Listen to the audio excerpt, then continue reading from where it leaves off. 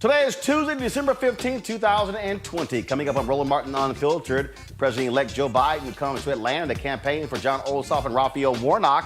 We'll show you what took place today. You'll hear from Pastor Warnock, as well as Atlanta Mayor Keisha Lance Bottoms.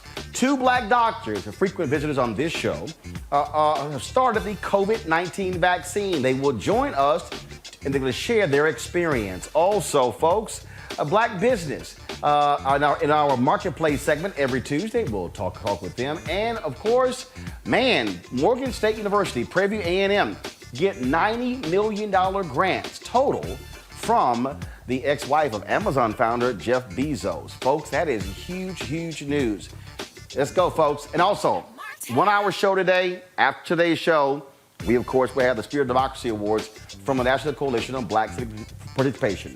Jam-packed show. Let's go. It's time to bring the funk. Roland Martin Unfiltered. He's got it. Whatever the miss, he's on it.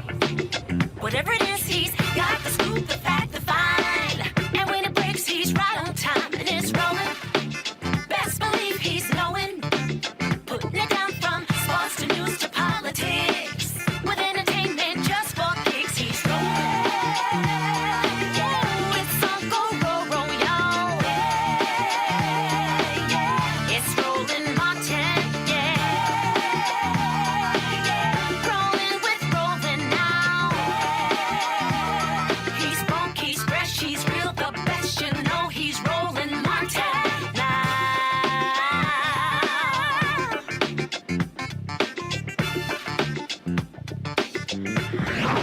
Martin.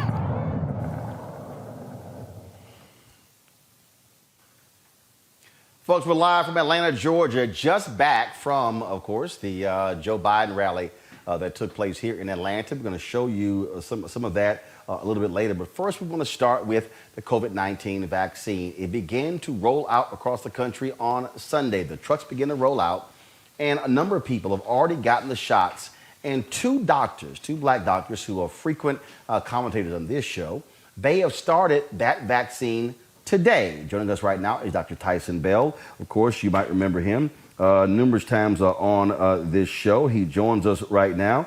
Dr. Bell, of course, with the University of Virginia. He is again a frequent visitor here, and so I want to start with him. Also joining us is Dr. Ebony Hilton, who's going to be joining us as well. But let me know, the folks, let me know when she's with us. Dr. Bell, how you doing? Doing good. How about yourself, Roland?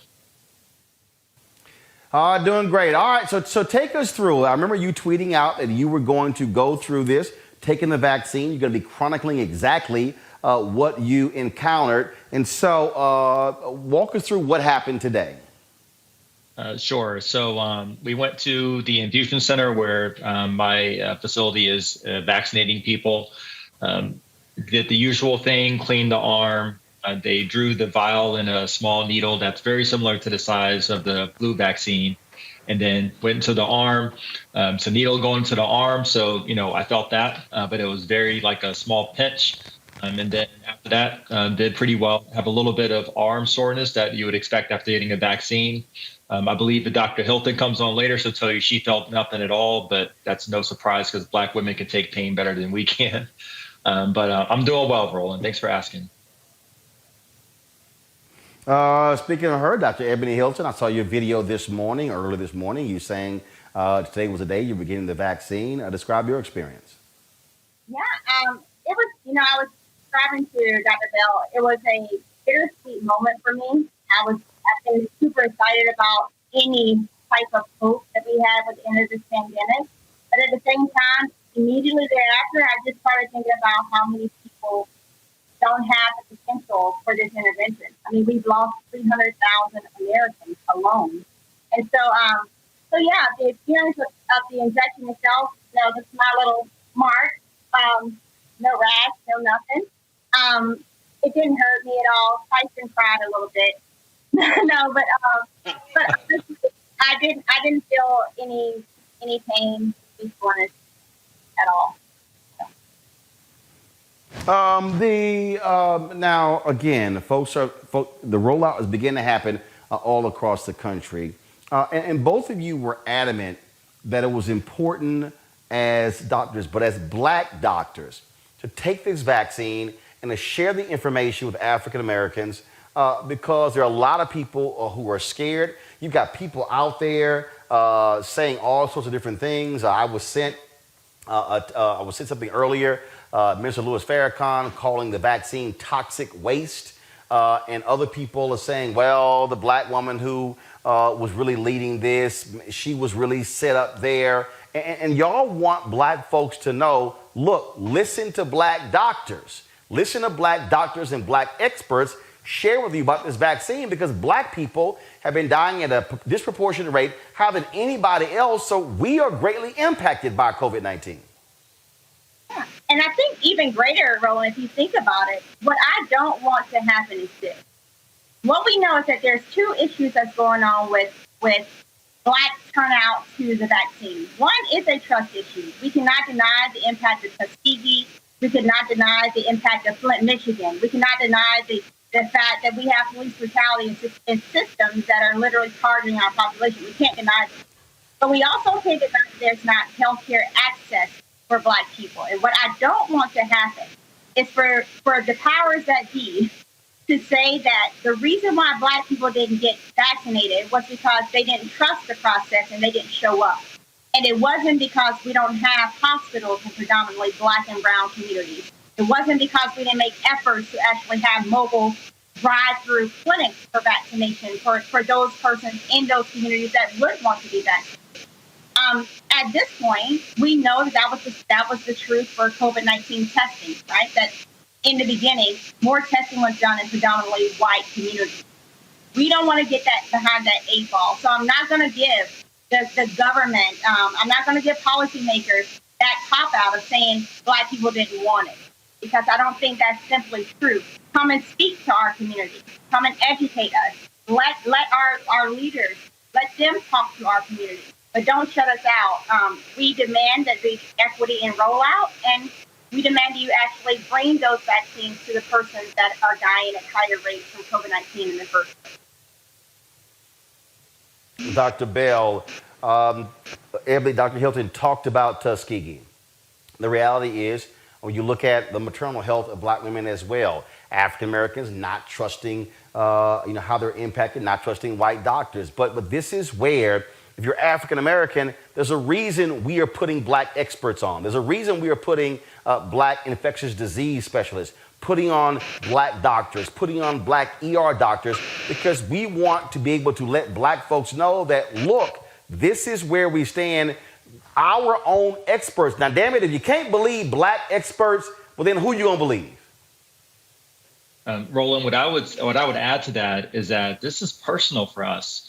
We represent the communities that we come from and my family and that history, but this is personal. So when you see numbers like there's a disproportionate number of African Americans who have contracted COVID-19, these are our family members. When you see that African Americans are getting hospitalized with COVID-19 more so than their white counterparts, that's people in our family, and people have died of COVID-19. That's in our family. So, this is such a visceral feeling, and what we're dealing with is real. Now, Dr. Hilton and I, our bodies are our temples, just like you and everyone else.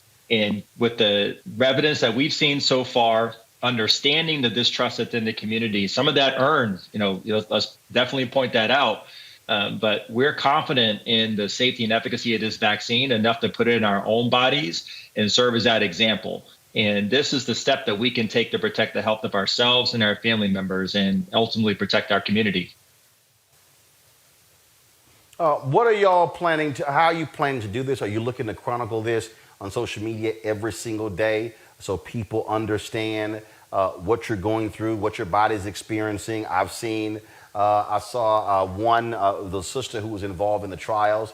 She talked about, the sore pain she had in an arm for several days. She talked about, other effects of being cold, on the second day. And so she really wanted people to understand what she was experiencing. Dr. Walter Kimbrough, the president of Dillard University, he was involved in the same trials. He believes that he got the placebo because really he didn't experience anything. No one knew. It was all blind. So how are you looking, Dr. Hilton, to really convey to folks your experiences? Yeah, I think in as many platforms as possible. So yes, I plan on daily posting videos of what am I experiencing, so people can, one, look at me themselves and say, does she look different? So, you can find me on Twitter at me, @JHilton_MD. I'm on Facebook under the same title. LinkedIn. On my YouTube page, it's Good Stop Consulting YouTube page. I'll upload those videos that you can track daily. And then another thing we've done is partner with, there's an app called ShareCare. And ShareCare is basically an app that's WebMD meets Eastern and Western medicine and videos that highlight issues that are pertinent to today. And those documents, they're going to roll out those videos and bring them into a compilation. Same for you, Dr. Bell. Same. I will be sharing on social media. If I feel anything, I'll definitely share it, and I'll give daily updates as the days go on. So I think the most important thing that we can do in this process is really demystify it and be open and transparent about what we're experiencing, what we're going through. Because, one way that we can bridge this trust is by actually opening our lives up, and we're making ourselves available. In addition to sharing what we're going through, we're making ourselves available to questions from the community, and every question's on the table. I think, whether it's concern about the vaccine itself, what's in the vaccine, how does it actually work, what the approval process was, why do we have it at such a quick time point compared to other vaccines? These are all things we need to get into. So look us up, hit us up, ask questions, put your comments in. We will engage you. All right, then, Dr. Tyson Bell, critical care and infectious disease specialist at the University of Virginia, and Dr. Ebony Hilton, associate professor, anesthesiology and critical care medicine, University of Virginia. Both of you, thanks a lot. Thank you, Roland. All right, I want to bring in my panel here. Rena Shaw, the Lincoln Project Women's Coalition, Mustafa Santiago Ali, former senior advisor for environmental justice at the EPA, and Jason Nichols, Department of African American Studies at the University of Maryland. Mustafa, I want to start with you. The fact that, okay, I'm sorry, Mustafa is not there. So Rena, I'll start with you. This is going to be important because we are living in an age of distrust. You've got the anti-vaxxers, you've got the anti-mask people, you've got African Americans historically who have not trusted the federal government, who have not trusted medicine and science. And this is really where people who trust other people are going to be vital, because this is life and death that we're dealing with here when we talk about the COVID-19 vaccine. Roland, it's so important to talk about facts. And I believe that sharing in this era of transparency is the best thing our physicians can do, is to show how this vaccine that they've just taken impacts them. Do they look different? Something as seemingly comical, something out of a sci-fi movie like that. People are embracing conspiracy theories like that. So until we have medical professionals doing just what these two physicians spoke about, which is sharing as much possible, we won't have people talking to their friends and family about just how normal vaccines should be in our society. Number one, our life expectancy has gone up so much. At some point, prior to some of the greatest vaccines like polio, for example, I remember my late dad was a polio survivor, actually. He was born in the year 1944. But if we look back then, before we had these tremendous vaccines, life expectancy was around 47.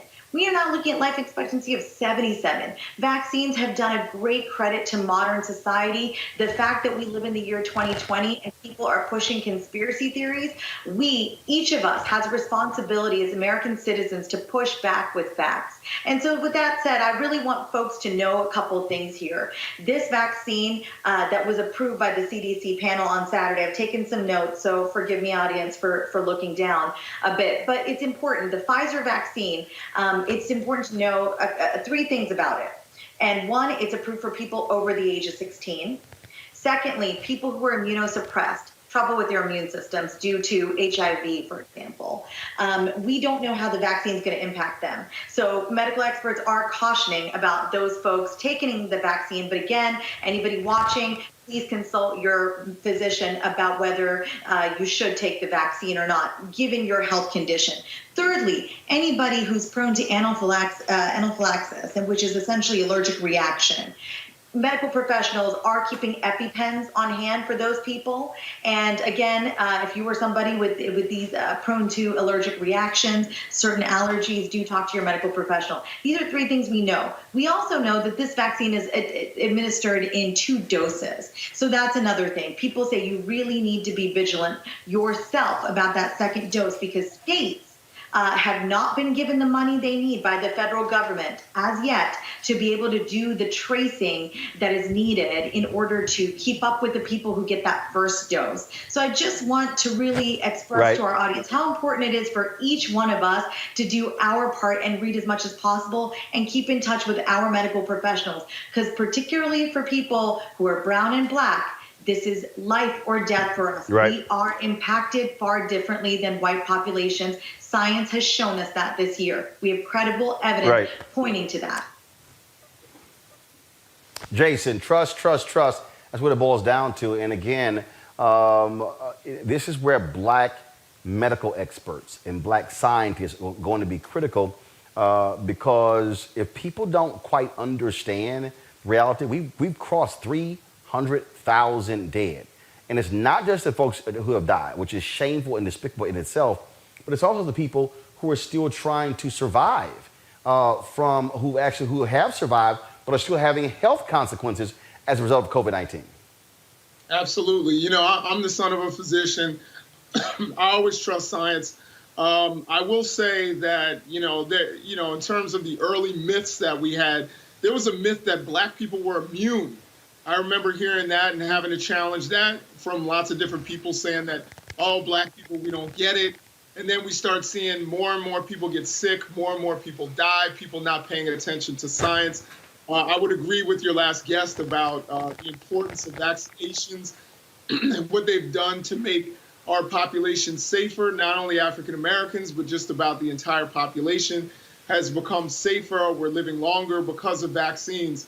But it's really important what Dr. Hinton and Dr. Bell are doing in terms of making sure that they're transparent, making sure that people don't believe that there's some sort of boogeyman medical establishment out to kill people, and I'm from the Baltimore area, and there's always these urban legends about Hopkins Hospital and what they've done. And the stories, have been really harmful because some of it is based on some level of truth with Henrietta Lacks and other people who have been done wrong by the medical establishment. So it's important that Black people who are involved in the medical establishment do what they can to dispel that, do what they can to bring trust back to the community, and make sure that people are trusting science and health. And I think it was most important what Dr. Hinton said, and that is that oftentimes they're going to blame this on Black people and say, well, they didn't want it, they didn't trust us,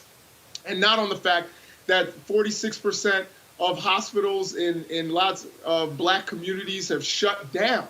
The fact that many Black people don't have a primary care doctor, and that's due to insurance imbalances and disproportions that are out there, that Black people are twice as likely to be uninsured. So I think that there are a lot of issues that people need to pay attention to in order to keep Black people healthy and living longer, and continuing the trends and the strides that we've made, particularly since the Affordable Care Act. Mustafa, believe science, which means if you're going to say believe science, you got to believe scientists, which means it comes down to trust. It does. Trust but verify, and good scientists will make sure that they're putting the information in front of you so that you can make informed decisions for yourself. But a part of that trust paradigm is also making sure that we're getting the resources to our organizations, the National Medical Association and other associations of public health doctors, who can be in our communities, helping people to navigate the information, helping churches and fraternities and sororities and others to be able to have trust in the system, and also trust in the information and being able to share it in a way that makes sense to our folks. So it is trust and verify, but it is also make sure the resources are there to get the messaging out. All right, folks, we are here in Atlanta where today President-elect Joe Biden was in town to hold a rally supporting Pastor Raphael Warnock and John Ossoff, who are both running for the United States Senate. They are embroiled in a bitter runoff against Senators Kelly Loeffler and David Perdue. The event took place, social distance rally, a drive-in rally, and here are some of the excerpts of today's rally.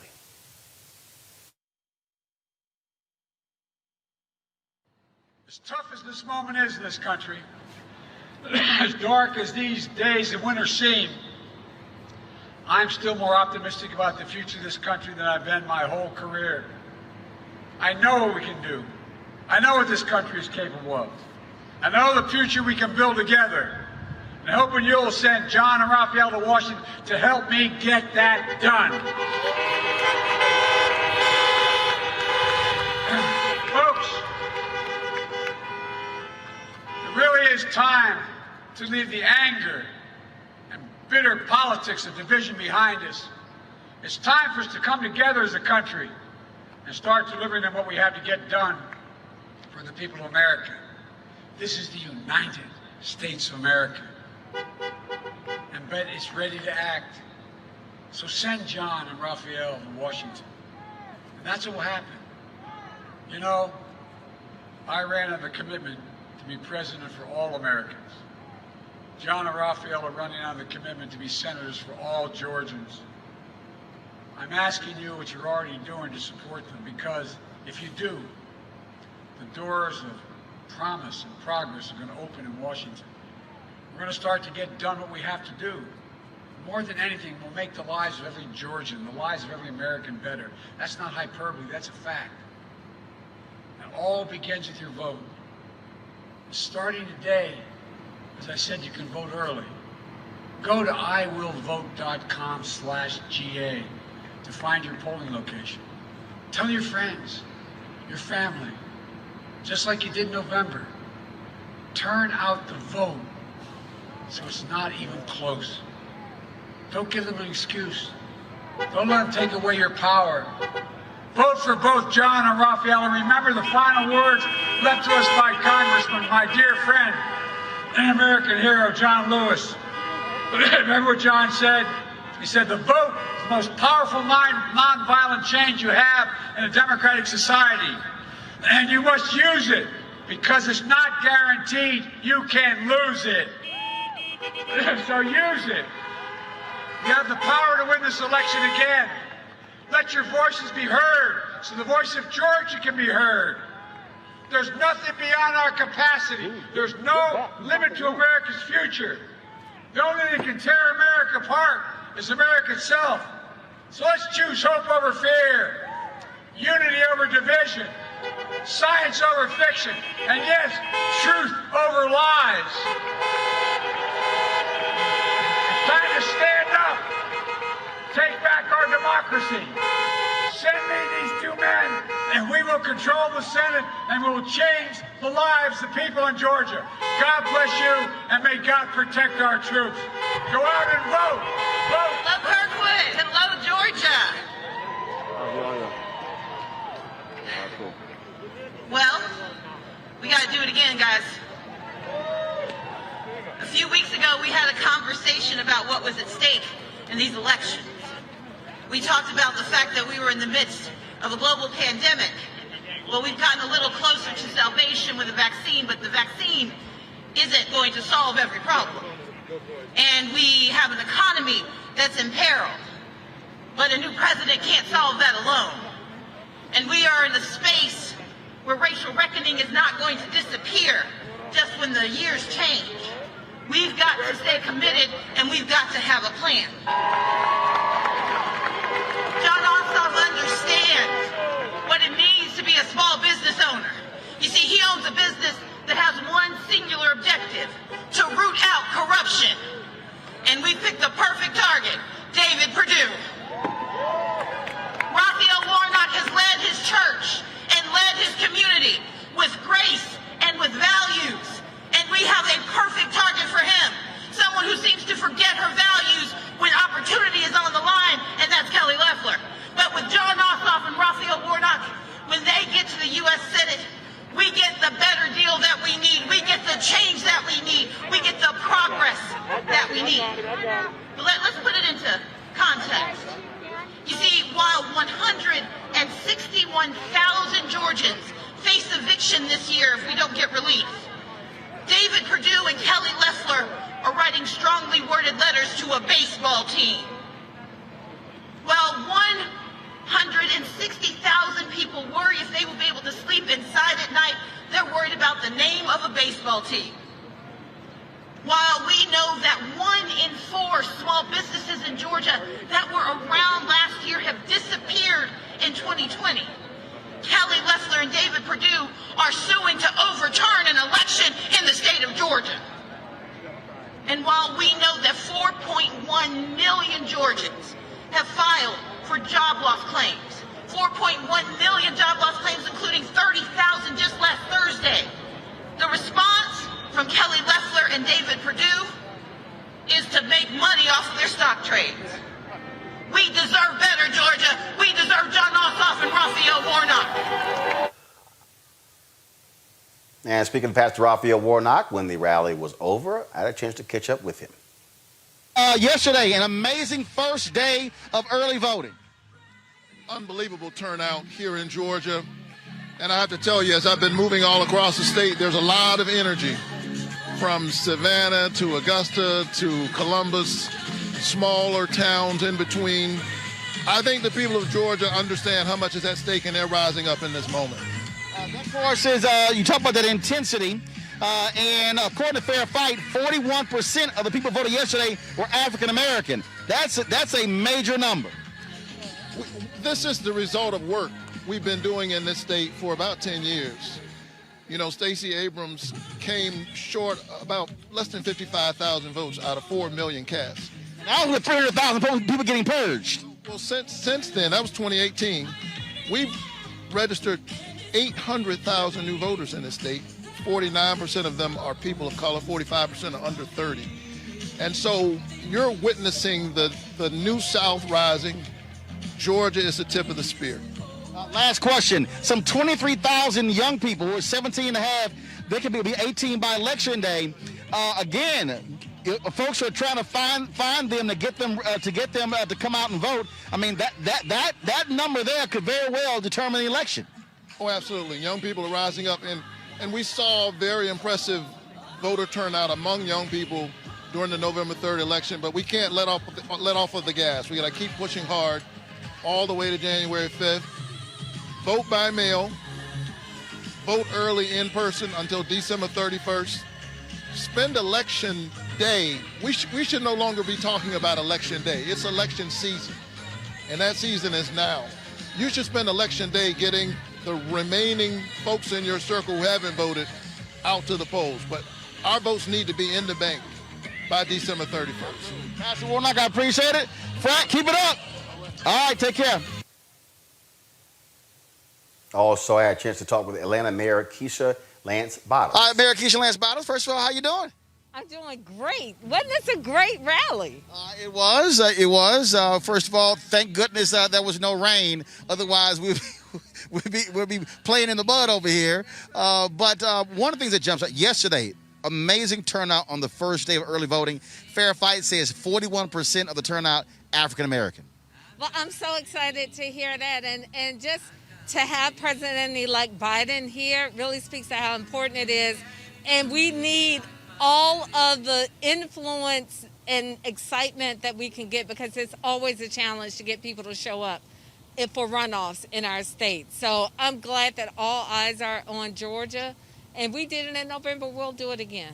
You talked about it in your speech. You have to deal with that in terms of running in a runoff and eked out a win. And it's all about ground game. It's all about, it's really just driving folks. You can run all the ads you want to, but you really got to touch the folks to get them to know the actual runoff date. Hit Strategies did a poll with Higher Heights, and 35% of the black women who were surveyed didn't even know the date was January 5th. And so that's the other thing as well.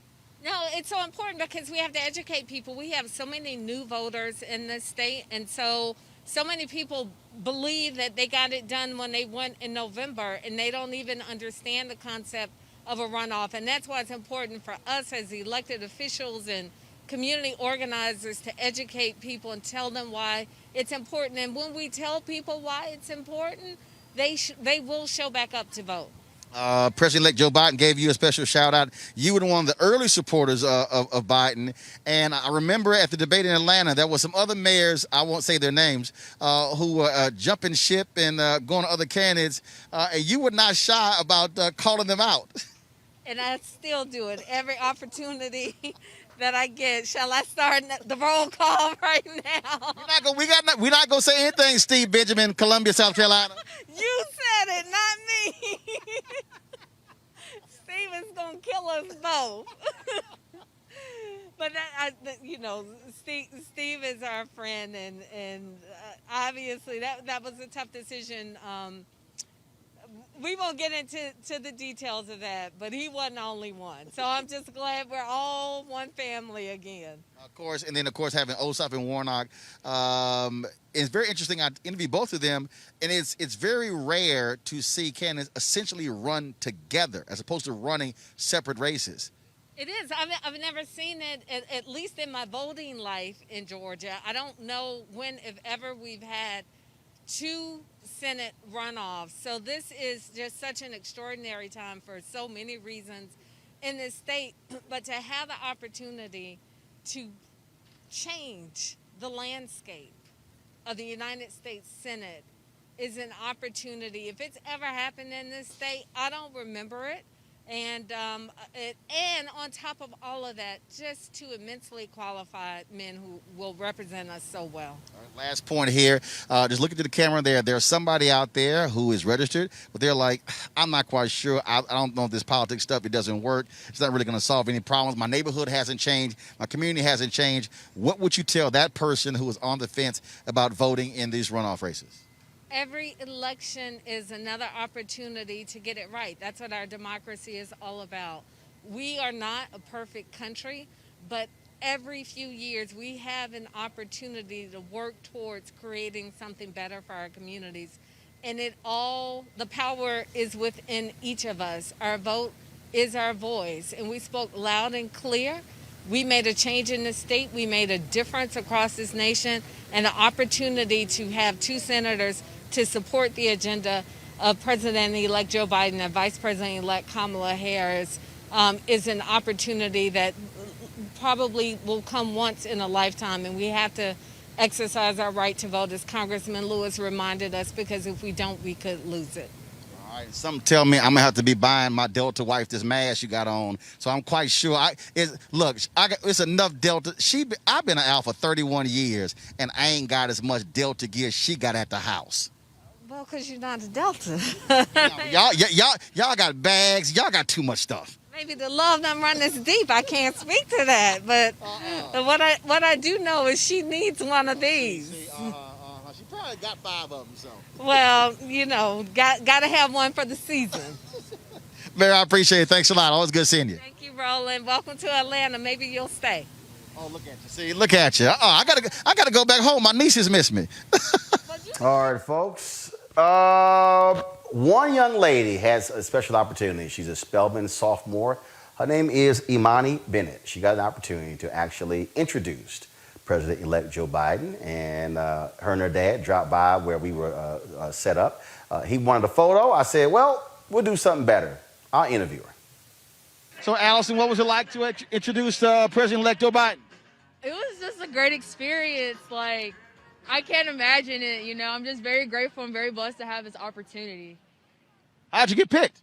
I was asked, and, I sent my bio, and I just got a phone call. That's pretty much it. Well, it's not a bad opportunity to introduce the President-elect of the United States. No, it's not a bad opportunity. Like, I'm just so beyond blessed and elated to be here. All right, then. Well, certainly good to meet you. That's, Congratulations. Thank you. I want to go back to our panel now. Jason, we talked about the voting in Atlanta on yesterday. Massive numbers. 41% of all the folks who voted yesterday, African American, who voted in person. It is going to take a massive black voter turnout in order for Warnock and Ossoff to win against Perdue and Loeffler.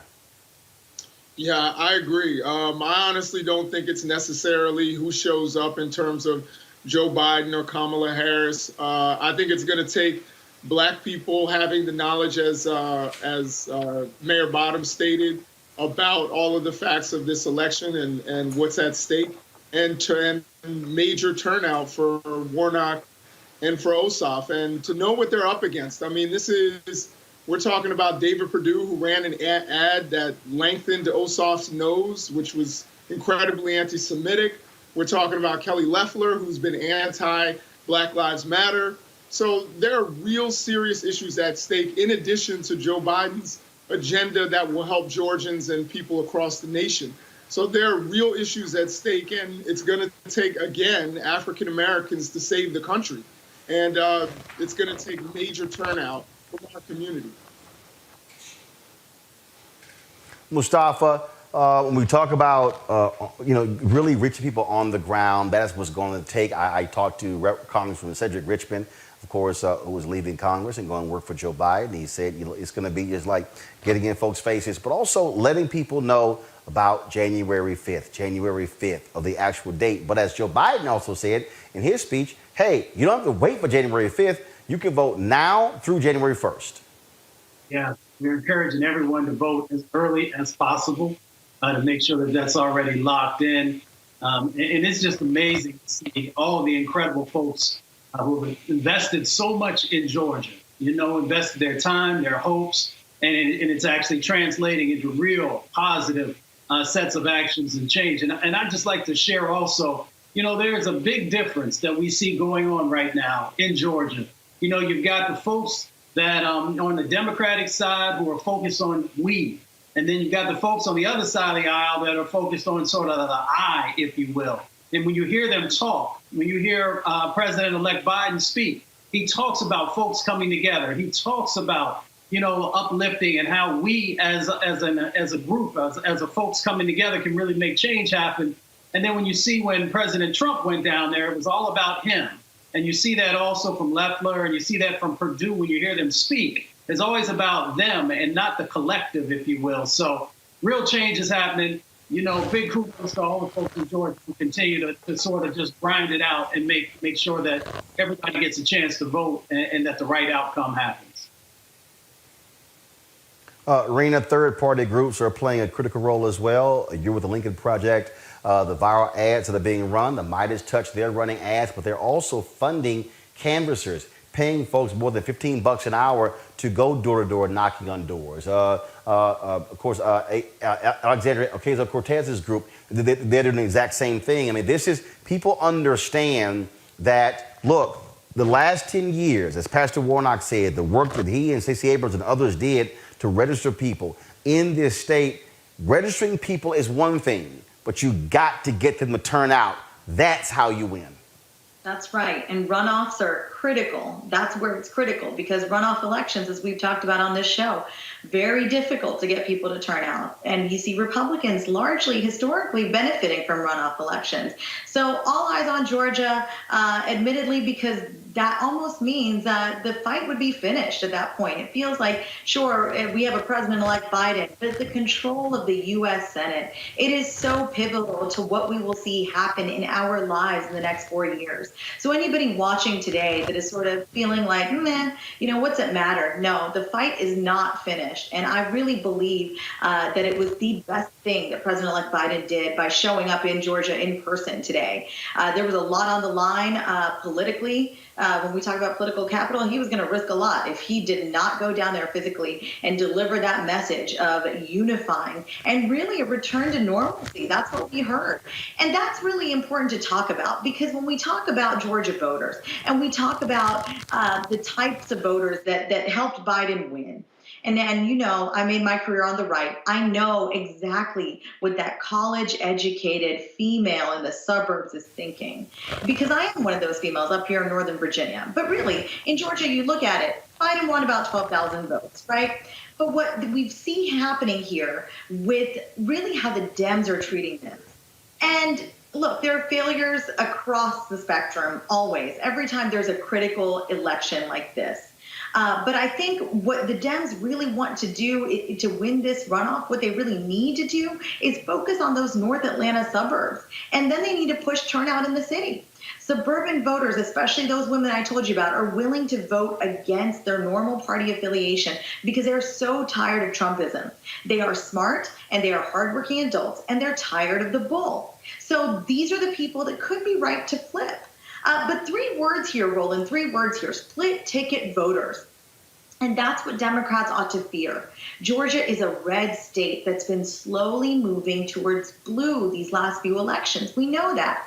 I predicted Biden would win Georgia, in part because of the blue trend, but also as a referendum on Trump.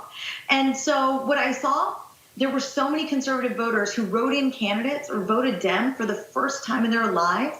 I was one of those here in Virginia.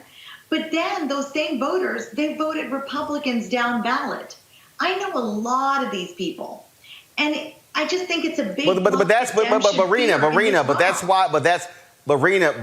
Rena, this is different. Here's the piece. I hear what you're saying, but on November 3rd, there were 100,000 people who voted for Joe Biden in the Metro Atlanta area who didn't vote for John Ossoff, and so Trump is not on the ballot.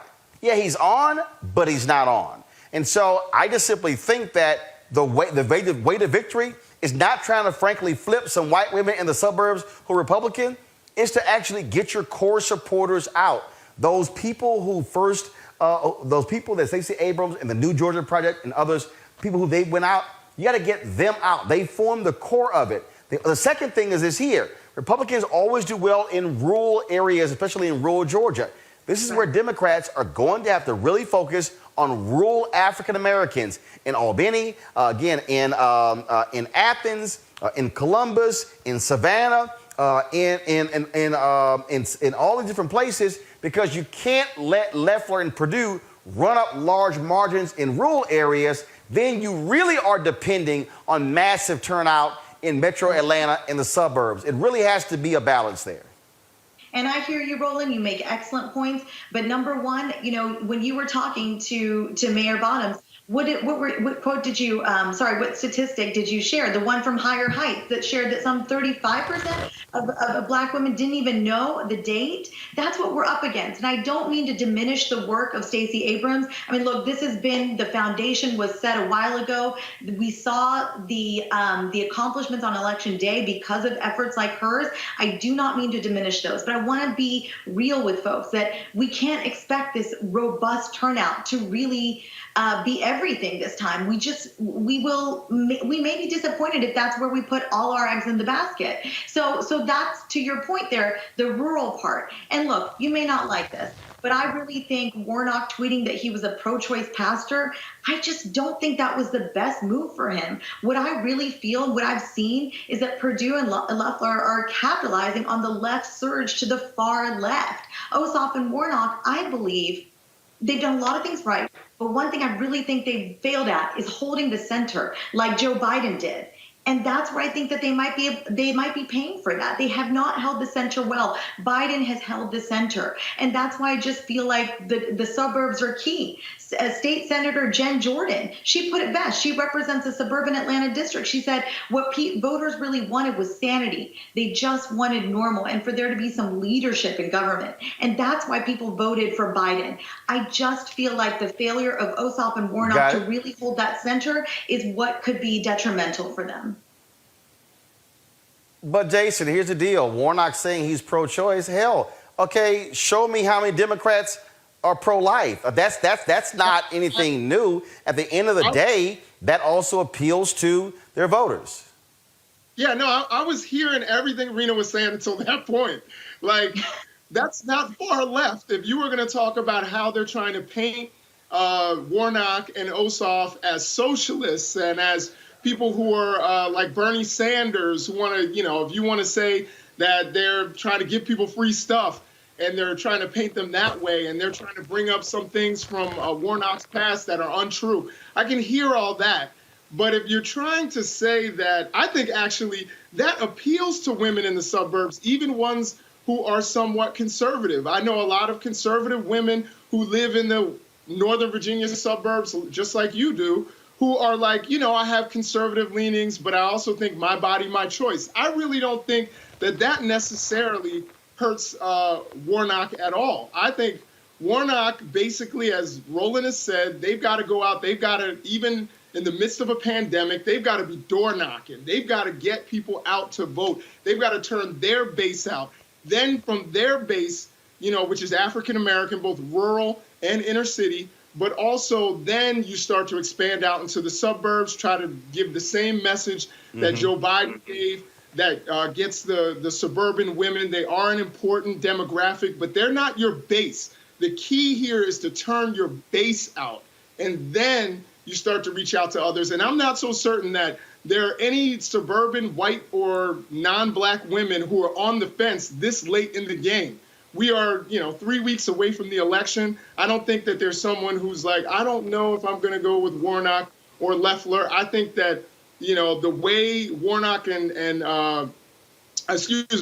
Perdue and Loeffler have staked where they stand on the election and all of that, I think that people know where they stand one way or the other. Mustafa, final comment, and it simply is this. This is going to be about turnout. The reason I'm saying you have to turn out your core people, because you know for a fact they're going to vote. You just got to get them to the polls. If you're still trying to convince some people to vote for you, I don't know. As Jason said, you got 3 damn weeks. I don't know if you got much time trying to convince some folks. You got to get the people who you know are going to go your way to show up. Yeah, souls to the polls. I mean, it couldn't be any more clear than that. I've spent a lot of time in Georgia, both in rural Georgia and in urban centers. And Ossoff and Warnock, they have an excellent message for folks who are in rural areas. When they talk about jobs, they're talking about health care. Those are things that folks in rural areas care about. So it is all about just getting folks out, getting them to vote early or getting them to the polls. Roland, all right, folks, Jason, Rena, and Mustafa. 20 seconds. 20 seconds. Okay. Go. I'll keep it short. Look, but my pro-choice pastor comment, I must say, was about the rurals. And I get it. I mean, this is tough. You're not going to convince anybody to change their mind fully here. I just think that there's some degree of success because of how fatigued people are in Georgia, the ads, all the mudslinging. But I know in the past I had said maybe on this show what I was feeling was that maybe Warnock was not going to benefit. But now my prediction, I've sat down and really thought about it. It's Purdue Warnock, I think, because Purdue is pretty much believed in Georgia and he's the incumbent, so he sort of has that advantage.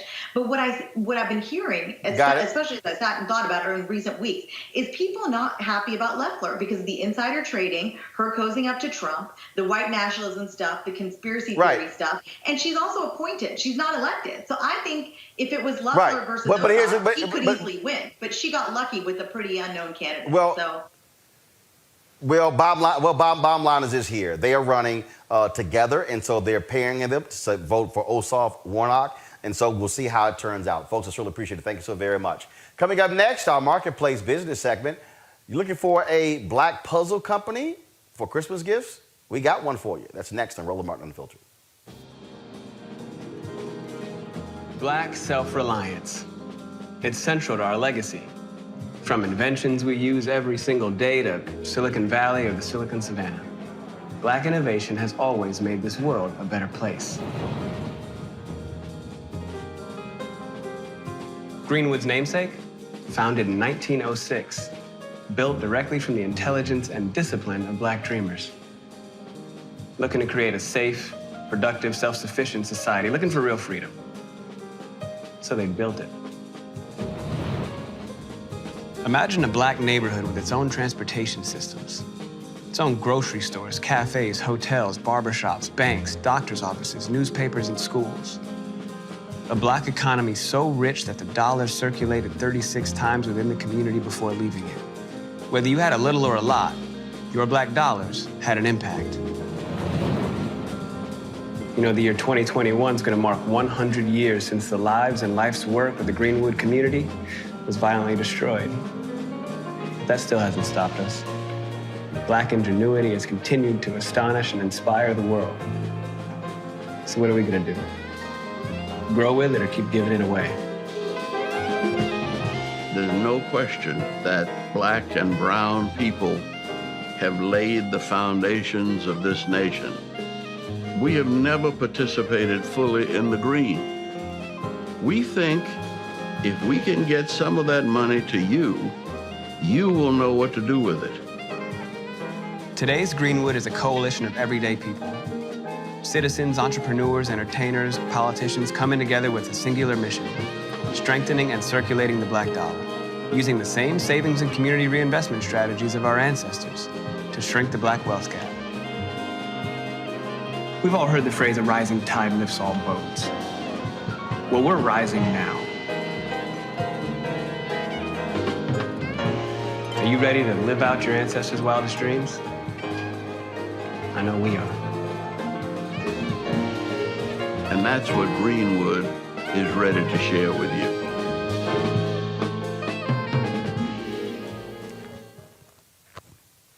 All right, folks, time for our Marketplace segment. That's every Tuesday. We feature a black-owned business, bringing you kind of attention that folks may not even realize exists. My next guest is Matthew Goins with Puzzle Huddle. He and his wife were looking for some puzzles, and they say, you know what? Black kids need to actually see themselves. So therefore, they created this. And so we certainly welcome Matthew Goins, creator of Puzzle Huddle. Matthew, how you doing?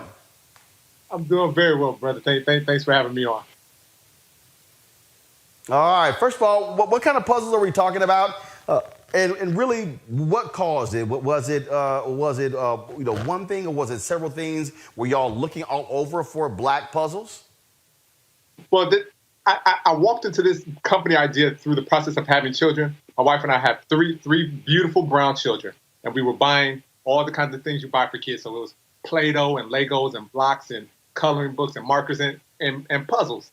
So once I had enough puzzles for 3 kids, that's a couple dozen puzzles, I looked at that inventory and none of the puzzles had black characters, like none.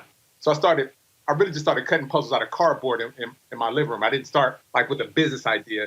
I just wanted to fix the problem for my kids. So I was cutting puzzles out of cardboard, and they were just so flimsy and fragile, and they didn't hold together well. So one day we had to find a manufacturer that could make like a commercial puzzle, because our friends had young kids, and we thought that they will want black baby puzzles as well. So that's how we kind of stumbled backwards into having a puzzle company. And how long have you had the puzzle company? We launched in January 2018, so almost 3 years now. This has been the biggest year because a couple unexpected things really kind of helped accelerate our business growth. One was the pandemic and the school closures.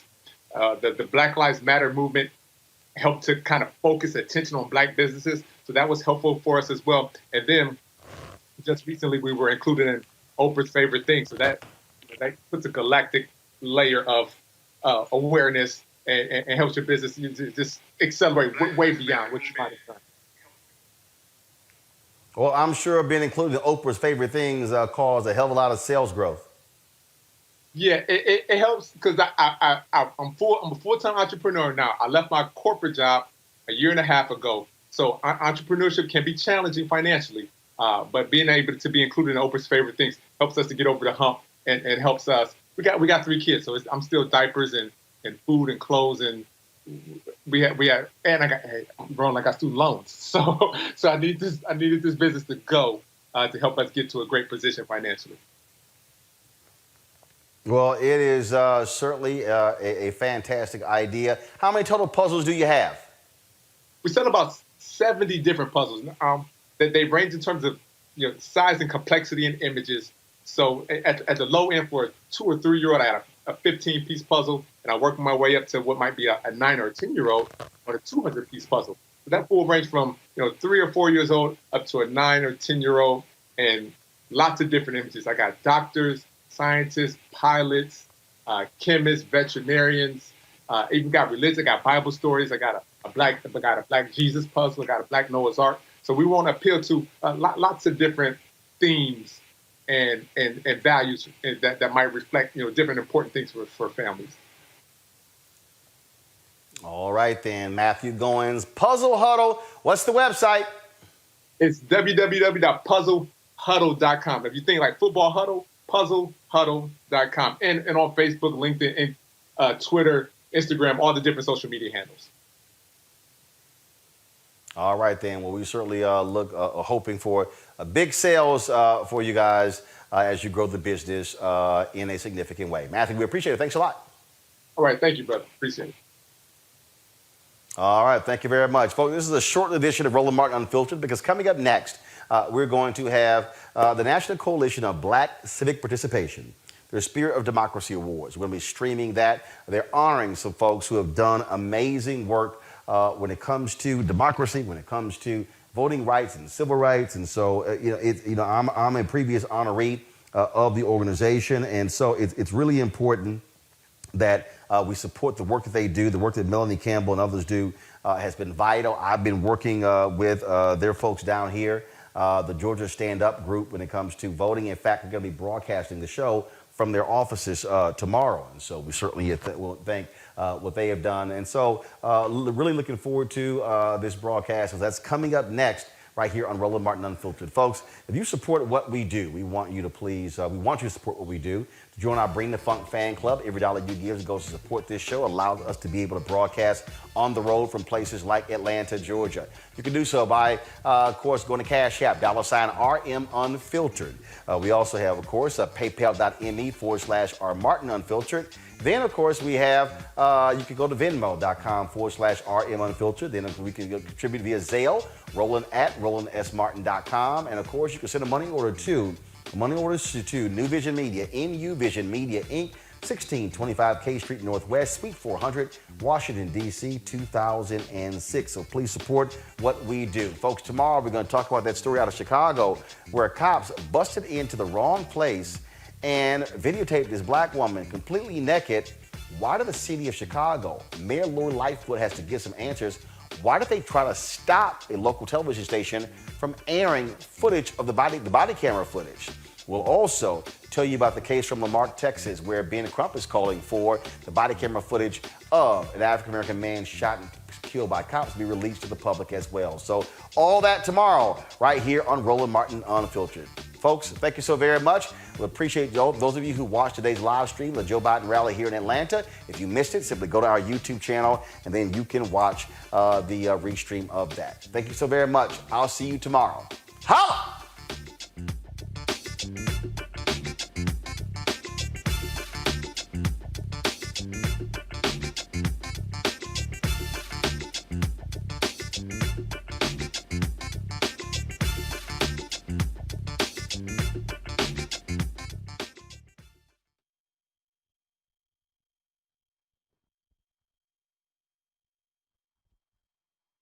Davita?